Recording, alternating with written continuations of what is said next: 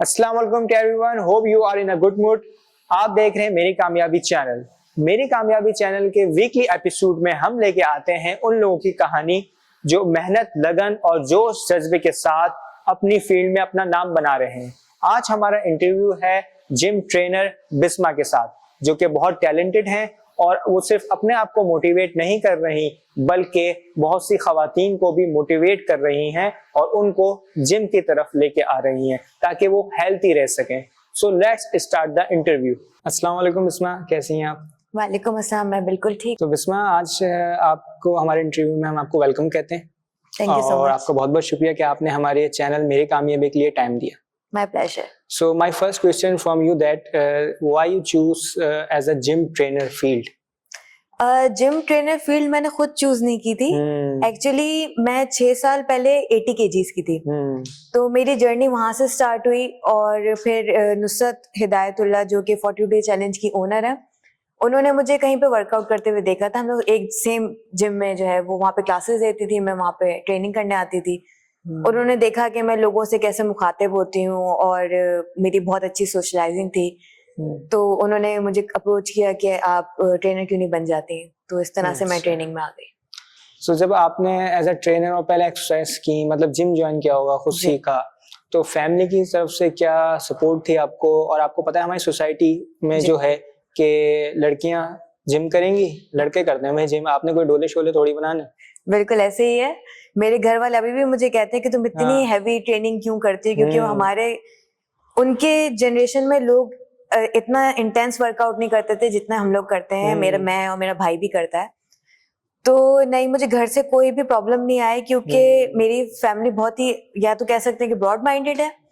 तो उन्होंने कहा जो भी फील्ड तुम्हें सिलेक्ट करनी तुम कर सकती हो। वैसे मैं एक बिहेवियर थेरेपिस्ट भी हूँ, वो मेरा प्रॉपर प्रोफेशन है। अच्छा। हाँ, और ये मैं 2-2 घंटे के जो है वो सुबह 2 घंटे क्लासेस लेना, शाम में 2 घंटे क्लासेस लेना, जब मैं फ्री होती हूँ तो उस टाइम पे मैं ये करती हूँ।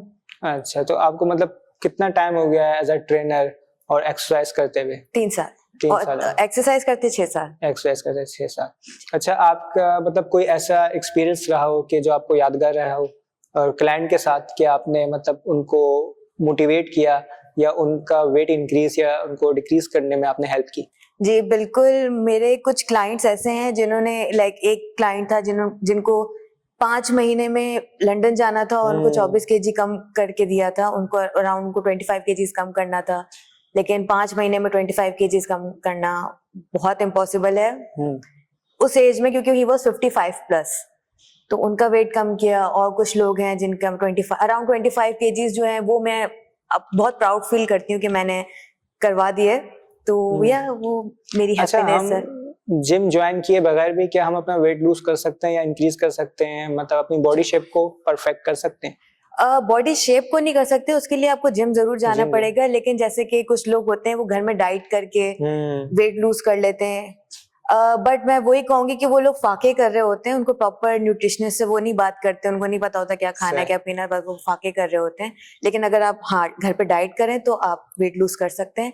शेप के लिए ऑब्वियसली आपको जिम आना पड़ेगा। अच्छा, बॉयज के लिए तो एक्सरसाइज कहते हैं जरूरी है, तो फीमेल के लिए कितनी जरूरी है एक्सरसाइज? फीमेल के लिए बहुत ज्यादा जरूरी है, क्योंकि अराउंड 1 to 3% बॉडी मास जो है, वो मसल मास जो है हम लोग लूज करते हैं पर ईयर फीमेल। तो जब तक कि हम 40s और 50s में पहुंचते हैं, तो आप लोगों ने हमारी मतलब मेरे जो पेरेंट्स की जनरेशन है उसमें देखा होगा 40s 50s के बाद उनके घुटनों में दर्द है, उनकी लोअर बैक में दर्द है। आजकल के वो इतना प्रॉब्लम नहीं है क्योंकि आजकल अवेयरनेस बहुत ज्यादा हो गई है। तो ये है कि मैं बिल्कुल उनको हर मैं स्पेशली जो आजकल 20s की लड़कियां हैं, 20s या इवन 20s से कम की जो है, उनमें इतने मेडिकल इश्यूज देख रही हूँ, जैसे कि पीसीओएस बहुत कॉमन हो गया। अभी लड़कियों की शादी भी नहीं हुई है, उनको पीसीओएस है, उनके वेट गेन हो गए हैं, जिम नहीं जा रही हैं। तो मैं उनको समझाती हूँ कि अभी से शुरू करोगी तो आपके जो ना हेल्थ इंप्रूव होगी। और ये सारी चीजें हैं जिनकी वजह से फीमेल को करना बहुत जरूरी है, इवन इन ड्यूरिंग प्रेगनेंसी। अच्छा, हमारे यहाँ तो ये है ही नहीं ना रिवाज। वो तो कहते हैं भाई आप अगर वहां बनने वाली है तो आप रेस्ट करें, आराम करें, ये करें। नहीं, वर्कआउट सेम ही रहता है। इन केस अगर लड़की कभी वर्कआउट करती ही नहीं थी और ड्यूरिंग प्रेगनेंसी उसने स्टार्ट कर दिया है, तो वो हम मना करते हैं कि आपने जब पहले किया ही नहीं है तो अभी थोड़ा बहुत मूवमेंट कर लें। लेकिन जो लड़की पहले से करती हुई है, जैसे कि इन केस मैं जो हम्म। हूँ, अगर वर्कआउट करती हुई आई हूँ, अगर मैं प्रेग्नेंट होंगी तो मुझे वर्कआउट करना थोड़ा सा वो लो इंटेंसिटी हो जाएगा, लो वेट कर सकते हैं। लो वेट आप कर सकते हैं, और उसके लिए भी ट्रेनर की जरूरत पड़ती है, खुद से एक्सपेरिमेंट ना करें। अच्छा, हमारे यहाँ एक रुझान ये बना हुआ है, जैसे फीमेल जो होती हैं वो डरती हैं वेट लिफ्टिंग से, डरती हैं जी। कि उनको कोई प्रॉब्लम ना हो जाए सही इन फ्यूचर, या फिर जैसे वो बल्कि ना हो जाए। हाँ बल्कि, और फिर जो साइकिल होता है फीमेल का, तो उसमें कोई प्रॉब्लम होती है एक्सरसाइज करने से? नहीं, एक्चुअली वो इम्प्रूव हो जाती है। जिन अच्छा। लोगों को इवन पीसीओएस होते हैं, मेरे पास जो सुबह फीमेल क्लाइंट्स आती हैं, बहुत से ऐसे लड़कियां जो 20s में है वो स्पेशली, तो जब से उन्होंने वर्कआउट शुरू किया है 3 महीने 4 महीने के बाद ही उनको इम्प्रूवमेंट नजर आ जाती है कि हमारा साइकिल बिल्कुल ठीक हो गया है। तो मैं हाईली रिकमेंड करूंगी कि आपको वर्कआउट करना चाहिए। और जो बात है कि लड़कियां सोचती हैं कि हम वेट उठाएंगे तो हम बल्की हो जाएंगे, ऐसा बिल्कुल भी नहीं है, क्योंकि लड़कियों में नेचुरली टेस्टोस्टेरोन लेवल बहुत ही कम होता है लड़कों से। तो हम लोग चाहे जितनी भी उनकी तरह वेट ट्रेनिंग करने की कोशिश करें मर्दों की, हमारी बॉडी उस शेप में नहीं आती अनटिल अनलेस हम सप्लीमेंट्स लें उसके। अच्छा, हमारे यहाँ लोग जो है वो डाइट को एज अ फिजिकल अपीयरेंस लेते हैं और मतलब उसको प्रॉपर फॉलो नहीं करते, तो उसके बारे में आप क्या कहेंगे? देखिए, डाइट जो मैं लोगों का कॉन्सेप्ट है ना कि हमें इससे वेट लूज करना है या किसी को बल्की होना तो डाइट करनी है। डाइट जो है वो एक आपका हेल्दी लाइफस्टाइल है। हम जो खा रहे हैं ना, जो हमारे घर में तेल वाले खाने बन रहे हैं या हम बाहर जाके जंक फूड खा रहे होते हैं, वो अनहेल्दी है। ये डाइट जो है वो हेल्दी है। ये मिसकंसेप्शन है कि हम लोग को डाइट करनी है क्योंकि हम लोग को वेट लूज करना है। नहीं, हमें डाइट करनी है ताकि हम आगे चल के हमारी हेल्थ इश्यूज हमें कोई ना आए। लोग डायबिटीज लोगों को लाइक आपने देखा ही होगा 30s और 40s में आजकल हार्ट अटैक हो रहा है लोगों को, या डायबिटीज हो रही है लोगों को। उससे बचने के लिए आपको डाइट अभी से फॉलो करनी पड़ेगी, तो जाके आपके आगे जाके हेल्थ इश्यूज नहीं होंगे। सिर्फ इस फिजिकल अपीयरेंस को उस पे ना लें, अपनी हेल्थ आगे चल के आपका फ्यूचर अपने बच्चों के लिए आपको उसका ख्याल रखना बहुत जरूरी है। अच्छा, ये भी हम देख रहे हैं आजकल जो न्यूज वगैरह में कि जो जिम कर रहे हैं उसके दौरान उनको हार्ट अटैक हो रहा है या क्रिटिकल कंडीशन हो जाती है, तो उसमें क्या कहना चाहेंगे आप? देखिए, उसमें तो मैं सीरियसली बताऊंगी, कुछ लोग ऐसे हैं जो स्टीरॉइड्स बहुत लेते हैं, तो उन लोगों को हार्ट अटैक आते हैं, या फिर कोई इंटेंस वर्कआउट करने की कोशिश करे जो कि इतना नहीं कर पाते और फिर भी जबरदस्ती करने की कोशिश करते हैं, ईगो पे ले लेते हैं। उन लोगों का ईगो लिफ्टर होते हैं। लिफ्टिंग भी बहुत कॉमन है, बहुत कॉमन है, और मेजोरिटी 70% तो मैं आपको ये बोलूंगी कि वो इतना उठा रहा है तो मैं भी इतना उठाऊंगा, उस वजह से भी आते हैं। लेकिन हाँ, कोई कुछ लोगों के डाइट का इश्यू होता है, प्रॉपर न्यूट्रिशन नहीं ले रहे हैं, उससे भी आ जाते हैं। तो सिर्फ वर्कआउट नहीं करना होता, उसके साथ डाइट भी बहुत इंपॉर्टेंट होती है। अच्छा, हम जैसे लड़के आजकल जो जिम कर रहे हैं वो ज्यादातर अपर बॉडी पे फोकस रखते हैं कि हमने भाई अपर बॉडी पे एक्सरसाइज करनी है, और लेग की जो एक्सरसाइज होती है उन पे इतना फोकस नहीं करते। तो उस पे आप मतलब क्या कहना चाहेंगे? उसमें मैं यही कहना चाहूंगी कि आपके अपीयरेंस पे ही नजर आ रहा होता है कि आप ऊपर से ह्यूज है और नीचे से आप बिल्कुल टाइनी है, मुर्गी जैसी टांगे, मुर्गी जैसी टांगे हैं, और वो बहुत मेजोरिटी लड़कों की हाँ ऐसे ही होता है। लेकिन उन लोगों को भी मैं गाइड करती हूँ कि आप प्लीज थोड़ा सा नीचे से भी ना इंक्रीज करें, थोड़ी वेट ट्रेनिंग वगैरह करें। अच्छा, ये कॉन्सेप्ट मतलब फीमेल के अंदर भी है एक्सरसाइज के दौरान कि वो कुछ मतलब अपनी बॉडी को जो है पार्ट्स को मतलब स्ट्रॉन्ग करना चाहती हैं, और जैसे लेग को छोड़ दिया, शोल्डर छोड़ दिया, कुछ इस तरह, या विंग्स छोड़ दिए, कुछ इस तरह करके? देखें, एक तो पहली बात मैं आपको बताना चाहूँ कि लड़के जो है वो लोअर बॉडी इसलिए इतना छोड़ते हैं क्योंकि कुदरती तौर पे अल्लाह की तरफ से लड़कियों की लोअर बॉडी को स्ट्रॉन्ग किया गया है, क्योंकि हम लोगों ने बच्चे पैदा करना होता है। अच्छा, हमारे यहाँ जिम में देखा जाए, कॉमन जिम में मतलब ये होता है, जो स्ट्रीट में जिम वगैरह है हमारे, उसके अंदर ये होता है कि हर एक बंदा जो है वो एक ट्रेनर बना हुआ है। मतलब उसने एक्सरसाइज सीख ली है और बस वो सिखा रहा है। तो उसमें क्या मतलब सही है, गलत है? देखें, ये मैं बिल्कुल कहूंगी कि जो हाईली क्वालिफाइड सर्टिफिकेट जो हम लोग को मिलते हैं, या फिर जो हाईली क्वालिफाइड ट्रेनर्स होते हैं, वो एक्सपेंसिव होते हैं। और जो छोटे मोटे जिम्स होते हैं जो ऐसे सीख के आ जाते हैं, तो लेकिन अगर लेकिन उससे इंजरीज आती हैं, मेडिकल इश्यूज लोगों को आते हैं, तो हाँ, अगर आपको ट्रेनर को सिलेक्ट करना है तो बहुत ही ध्यान से कि वो सर्टिफाइड हो। किसी भी ट्रेनर से आप नहीं अपने जो है वेट ट्रेनिंग वगैरह नहीं करवा सकते। आजकल तो यूट्यूब से लोग देख के मतलब एक्सरसाइज सीख रहे हैं। हाँ, सीख रहे होते हैं, लेकिन वो प्रॉपर नहीं। मेरे पास मेजोरिटी लड़के ही आते हैं क्लासेस में, और उसमें से मैं आपको कहूंगी कोई 50 to 60% लड़कों के जो शोल्डर के इश्यूज आए हुए होते हैं कि हमने वेट ट्रेनिंग की थी तो हमारे ये शोल्डर डैमेज है, तो एग्जैक्टली, तो ये तो है। अच्छा, मेरा एक सवाल और ये है कि जैसे हम लोग प्रोटीन लेते हैं या मास गेनर लेते हैं, तो हम उसको कैसे आइडेंटिफाई करें कि ये ठीक है, मतलब मुख्तलिफ कंपनी है, मुख्तलिफ ब्रांड है, तो कौन सा रियल है और फेक है? देखिए मैं अवॉइड करती हूँ कि मैं जो लोकल ब्रांड्स हैं आप वो ना लें। जो बेस्ट ब्रांड्स हैं वो है डायमेटाइज, या फिर उससे थोड़ा सा आप नीचे आएंगे तो मसल टेक। तो ये ब्रांड्स अगर आप लेंगे तो आपके लिए ही अच्छा है, जितना अच्छा आप अपने आप के अंदर। अच्छा, प्रोटीन और मांस गेनर से कोई साइड इफेक्ट वगैरह होते हैं बॉडी को लेकर? देखिए साइड इफेक्ट किसी को मतलब पिंपल्स हो जाते हैं या एक्नी हो जाती है? देखिए वो प्रोटीन लेने से तो होती है। अच्छा। तो उसका तो आप नेचुरल प्रोटीन्स भी लेंगे, आप ज्यादा अंडे खाएंगे, अगर 6 अंडे खा रहे हैं तो उससे भी एक्ने निकलेगी, तो उससे प्रोटीन पाउडर का कोई वो नहीं है। लेकिन प्रोटीन मुझसे कई क्लाइंट से पूछते हैं कि प्रोटीन पाउडर आप ले रहे हैं उसके साइड इफेक्ट्स क्या हैं, तो मैं उनसे बोलती हूँ आप इसके साइड इफेक्ट्स तो देख रहे हैं, आप वो नहीं देख रहे हैं, आप घर में जो आपका खाना बन रहा है, इतना जो तेल डल रहा है, कौन सा तेल है, कहाँ से यूज हो रहा है, कहाँ से आया है, वो बाहर जाके क्या चीज यूज हो रही है, उसके भी तो साइड इफेक्ट्स हैं। हर चीज के साइड इफेक्ट्स होते हैं, प्रोटीन शेक में भी होंगे। तो लेकिन हर चीज को अगर आप ऐसे देखने लगे तो फिर आप यूज नहीं करेंगे। लेकिन आप ये देखें कि अगर आपको एक स्कूप प्रोटीन से 30 ग्राम्स आपको प्रोटीन मिल रहा है, दिन में आपको कितनी चीजें खानी पड़ेंगी, कितने चिकन और कितने एग्स खाने पड़ेंगे, तब जाके आपको 30 ग्राम्स ऑफ प्रोटीन मिलता है। सही सही। अच्छा, आजकल ये जो कॉमन मतलब रेमेडीज आ रही हैं वेट इंक्रीज करने की, मिसाल के तौर पर उसमें एक अंडा और चने डाल दिया, एग डाल दिया, दूध डाल दिए, ओट्स डाल दिए, इसको मिक्सअप करके पिए, तो इस तरह की मुख्तलिफ वेट लॉस की भी, तो ये सब रेमेडीज मतलब हमें सर्च करना चाहिए इनके बारे में कि ठीक है, या मतलब इस पे अमल करना चाहिए?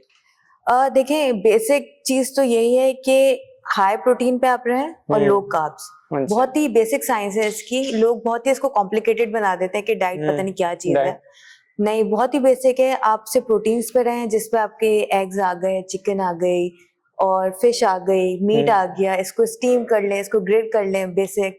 और जितना आप कार्ब्स कम से कम ले सकें। आपने अगर शाम में वर्कआउट करना, फॉर एग्जांपल अपने क्लाइंट्स को कहती हूँ यार लंच में कार्ब्स लेके खा लेना, क्योंकि आपको शाम में आना, आपके अंदर एनर्जी होनी चाहिए। तो इससे, और मैं रात में अवॉइड करवाती हूँ कि वो डाइजेस्ट करने में टाइम लगता है, और लोग होता है कि डिनर करती सो जाते हैं, वो डाइजेस्ट होता नहीं, उससे उनका वेट गेन हो जाता है या ब्लोटिंग हो जाती है। अच्छा, मुझे आप ये बताइएगा, जो आप फिटनेस वगैरह की एक्सरसाइज करवाती हैं, तो उसमें आपको क्या चैलेंजेस फेस करना पड़ते हैं क्लाइंट की तरफ से? क्लाइंट की तरफ से मुझे डाइट के इश्यूज बहुत ज्यादा आते हैं कि वो उनको लगता है कि वर्कआउट करने से जो है आपका वेट लूज हो जाएगा। देखिए क्लास में क्या होता है, या इवन पर्सनल ट्रेनिंग में भी, मैं मैक्स आपको इंटेंस भी करा दूं ना, 500 to 600 कैलोरीज बर्न हो रही होंगी 1 घंटे में। तो और आप घर जाके अब आप 2000-2500 कैलोरीज अगर खा रहे हैं, तो देखिए उससे आपका वेट लूज नहीं होगा, आपको कैलोरी डेफिसिट पे जाना पड़ेगा। कैलोरी डेफिसिट के लिए हम उनको डाइट प्लान देते हैं, वो उनको फॉलो नहीं करते, और वो मेजोरिटी लोग फॉलो नहीं करते हैं। तो उसकी वजह से मुझे फॉलो होता है कि हर वीक, क्योंकि मैं वीकली चेक करती हूँ कि कितना वेट लूज हुआ है, तो मैं उनसे पूछती हूँ आपने मुझे डाइट की पिक्चर्स नहीं भेजी। क्योंकि मैं पिक्चर्स मांगती हूँ कि मुझे जब भी आप खाना खाया पिक्चर ले, आप मुझे सेंड कर दें, तो वो डाइट फॉलो नहीं करते। तो हाँ, मुझे ये मेजॉरिटी ऑफ द टाइम जो है ये प्रॉब्लम फेस करनी पड़ती है। अच्छा, आपकी कौन सी ऐसी फेवरेट एक्सरसाइज है जो आपको ज्यादा पसंद है?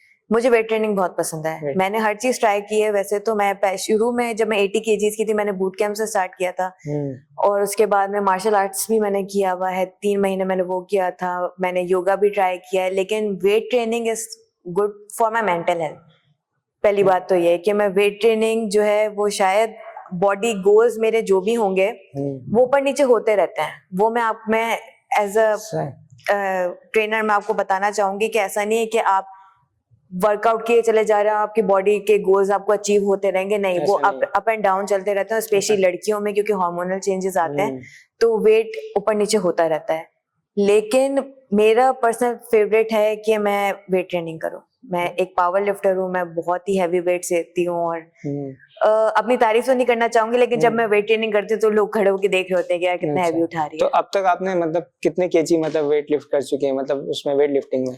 जैसे कि मैं लेग प्रेस में 300 kgs तक लेग प्रेस कर चुकी हूँ, और मैं डेडलिफ्ट जो है वो 70 kg से कर लेती हूँ, और मैं हेड स्क्वाट जो है वो अराउंड 140 kg से कर लेती हूँ।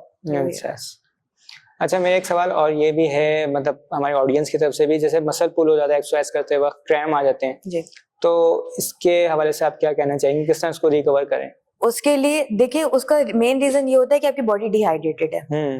तो एक तो वाटर इनटेक आपको 3 लीटर तो लेना ही चाहिए। दूसरी बात है, अगर डिहाइड्रेटेड हो भी गई है तो आप थोड़ा सा ना पानी, एक बॉटल पानी में थोड़ा सा सॉल्ट और थोड़ी सी शुगर लेके या फिर ORS डाल के उसका अच्छा। इंटेक, इलेक्ट्रोलाइट्स आप अंदर लेंगे जब, तो आपकी जो है वो क्रैम्प्स नहीं आएंगे। मतलब ये जो हमारे पास ORS और ये कैल्सी वगैरह होते हैं। जी बिल्कुल, बहुत किस्म के हाँ। इलेक्ट्रोलाइट्स मिलते हैं, वो आप यूज कर लें। अच्छा, बास टाइम ऐसा भी होता है ना, मैं खुद अभी मतलब जिम स्टार्ट किया मैंने, तो मतलब रिप्स वगैरह में एक्सरसाइज के बाद जैसे हम कोई चीज उठा रहे हैं तो मतलब एक खिंचाव और मतलब पेन सा होता है बास टाइम, तो वो भी इसी वजह से होता है, जैसे रिप वगैरह में बास टाइम। जी, तो उसको कहते हैं कि आपकी मसल रिकवरी सही नहीं हो रही है, या तो आपकी नींद पूरी नहीं हो रही है, या फिर आप प्रॉपर प्रोटीन नहीं ले रहे हैं, क्योंकि प्रोटीन आपकी मसल रिकवरी के लिए बहुत जरूरी होता है। अच्छा। तो ये स्लीप और जो है प्रोटीन इंटेक बहुत जरूरी है, ताकि अगले दिन आप रेडी हो वर्कआउट के लिए और आपको कोई पेन ना हो। ठीक है, thank you very much Bisma, आपका हमारे इंटरव्यू के लिए, हमारे चैनल के लिए बहुत बहुत शुक्रिया। Thank you so much. I really honour to meet with you. Thank you. So मिलते हैं आपसे फिर नेक्स्ट एपिसोड में एक नए मेहमान के साथ। और हाँ, इनसे हम मैसेज तो ले लें भाई, मैसेज आप क्या देना चाहेंगी हमारी ऑडियंस को? मैं मैसेज ये स्पेशली वुमेन को जो एक्सरसाइज से डर रही हैं, अफ्रेड ऑफ है।